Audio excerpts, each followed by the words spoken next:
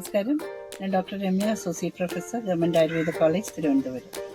ഇന്നൊരു പൊടിക്കൈ പറയുന്നത് ശരീരം ആസകലം ചുട്ടുപൊള്ളുന്നത് പോലെ അനുഭവപ്പെടും മിക്കവർക്കും. ന്യൂറോളജിക്കൽ പ്രോബ്ലം കൊണ്ടാവാം, ഡയബറ്റീസ് ക്രോണിക് ആയത് കൊണ്ടാവാം, പല കാരണങ്ങൾ കൊണ്ടാവാം. അപ്പോൾ അതിന് ചെറിയ പൊടിക്കൈ നമ്മൾ വീട്ടിൽ തന്നെ ചെയ്യാൻ പറ്റുന്നത്.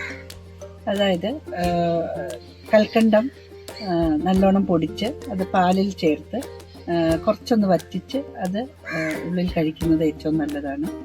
അതുപോലെ തന്നെ നറുതണ്ടിക്കിഴങ്ങും ഇതുപോലെ ഉണക്കി പൊടിച്ച് പാലിൽ കലക്കി അത് സേവിക്കുന്നതും ഏറ്റവും നല്ലതാണ്. പിന്നെ പുറമേ പുരട്ടാനാണെങ്കിൽ പിണ്ണതൈലം ഏറ്റവും ഉത്തമമായിട്ടുള്ള ഒരു തൈലമായിട്ടാണ് കണക്കാക്കപ്പെടുന്നത്.